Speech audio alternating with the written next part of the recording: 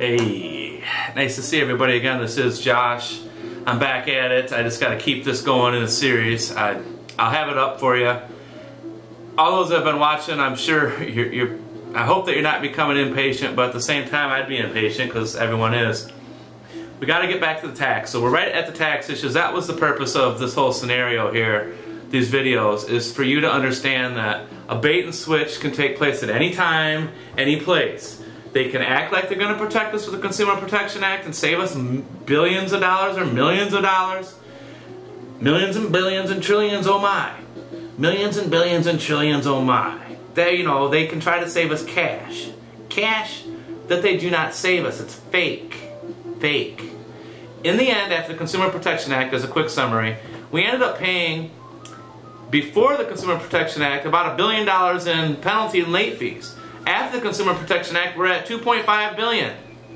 We're at 150% increase, at 100%, double it. Whatever you want to do, the numbers are out there, find them. Get the actual number. This was a while ago when I looked at it. But we're at over $2 billion. So in the end, the Consumer Protection Act, designed to protect us as consumers in Americans, in the United States of America, in our everyday lives, protect us and give us, keep us safe from unlawful fraud, unlawful harm. Basically, they passed a bill to protect us. And everyone was like, ooh, great, thank you so much. But then you look at it, and we've actually spent more money in the end. It wasn't a Consumer Protection Act. It was actually a consumer, get the facts straight, guarantee, figure out what we can penalize them, and have everybody across the board penalize them. And that's what happened. They made a law that allowed them a certain amount. And it was cloaked in the sense of helping us, but in the end it actually hurt us, because what I mean by hurt is, I feel if something costs $1 billion and then we get protected and it costs $2 billion, to me that's a negative. I don't know how a lot of other people look at it, but to me it's a no-brainer, it's a negative. If the amount you pay goes up, you were harmed. And that's by tax. Remember earlier I was talking about the tax situation. I'm going to get to that right now. 75% of the people pay 25% of the taxes. The top 25% of income, forget the one, but the top 25% pay 75% of the taxes. The idea here is to get the amount that the top 25% pay to go down via percentage based on the other 75. So the top 25% of the income earners and taxpayers, instead of paying 75%, they want to pay 65% and get it down 10%. And that's a significant portion of money. If you really want to look at it, a quick lesson in the stock market. We got the New York Stock Exchange, we got the Amex, we got the NASDAQ.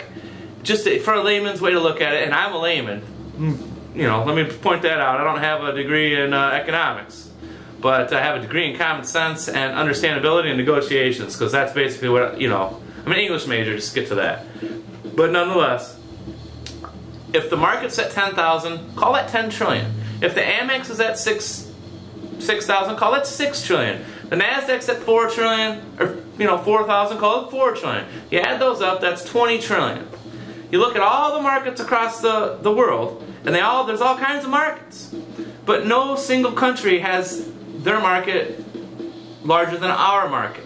So we have 20 trillion in market if you combine the three, Amex, NASDAQ, and New York Stock Exchange. 3-pack. You look at other markets, Tokyo, China, they don't have, and I'm saying, if you look at it in thousands, let's say someone's market is at 18,000, it's not, there isn't one out there. They're more like 6, 7, 8, 10. I think the highest one out there besides New York Stock Exchange is probably like 8. So, and they only have one. They got one exchange, for 8. So 8,000, so I'm call that 8 trillion. So we're dwarfing the other world markets, and that's why our market is so significant. But you look at the euro, you look at the dollar. When the euro was originated, somehow it had more value than the dollar. We neither here nor there. I used to go to Canada and make out. I've been to Europe. I traveled around Europe. I've been to Amsterdam. I remember going there. It was fun. $2 equaled 5 of their money. And when the euro came around, all of a sudden $2 equals $1 of their money. And it's not really 2 equals to $1. But when you can include the fees, you go down there and you got 40 American dollars, you go to one of the cash exchange places right there on the street or any tourist location, or you can go into the bank and you say, here's $40 American, can I please have euros? I want the euro. And you get euros and you'll get about 10 euros, no? And that's because they take 250 in fees. And so what? Maybe it's 12. The deal is, why would they create a currency that has more value than ours that's been around longer? And then at the same time, you can make that argument with England and other countries, okay? And I want to get to my tax situation, but I want you all to know too right now that Germany is actually printing their old money right now. They're in the process of printing their old money. Yeah, right. The marks, or whatever, the Deutschmarks. Oh yeah, they're going to print, you know, probably a few trillion, at least 5 trillion worth. And it's going to take them a while. It takes some time. You can't just print this money overnight. You got employees, you got factories, you got to make it. So they know what's up, and they're over there printing their money, and who knows how much they got now, and who knows how much they need. But if the euro ever does fall, they're just going to have a seamless transition right back into theirs, and they're going to be strong. Probably one of the strongest currencies in Europe, if not, you know, if not the world, if the euro were to crash. Man, I got to get back to I want to give you guys this tax situation, and I just hope that everyone understands. You know, a 20% flat tax. It's going to remove the income tax, but it doesn't remove other taxes. I mean, does the 20% flat tax, does that remove my property taxes? Does that get rid of, what do you got? Marriage taxes, luxury taxes, pet taxes. I mean, see, the thing is, there's a difference between a tax and a fee. And we got to understand that taxes and fees, they're one and the same. If they get rid of all the federal income tax, then what they're going to enact is a bunch of fees. You know, federal fee, state fee. It's you know, it's just built into the culture of America. And it's built into the culture of other places too, don't get me wrong. But speaking of other places, you know, we can't compare ourselves to Zimbabwe and Taiwan. Because when we start comparing ourselves to them, then you got to talk infrastructure. How many of these videos do I got to put up? Okay, infrastructure. When I mean infrastructure, I'm talking concrete. Concrete, plastic. Concrete, plastic. Let's just do that. That's it. That's all we need. Concrete and plastic. America has the most coverage, or at least did last time I checked, the most coverage of roads as far as roads go. Like, for instance, you have a small country like Denmark or Amsterdam, Netherlands, whatever. Amsterdam's a city, my fault. But the deal is, it's a small country, and they have lots of roads. But the overall number of roads is very, very minuscule. So let's say that Denmark or the Netherlands, let's say they have 100 roads. And let's say the United States has 100,000 roads, just to make the numbers easy. So Netherlands has 100 roads, and out of those 100, 61 of them are paved. 61 roads out of the 100. That's 39% of the roads are unpaved. Okay? Now we have our number, what is 100,000 roads, and 90+%, 95%, well, I'm going to call it 90%.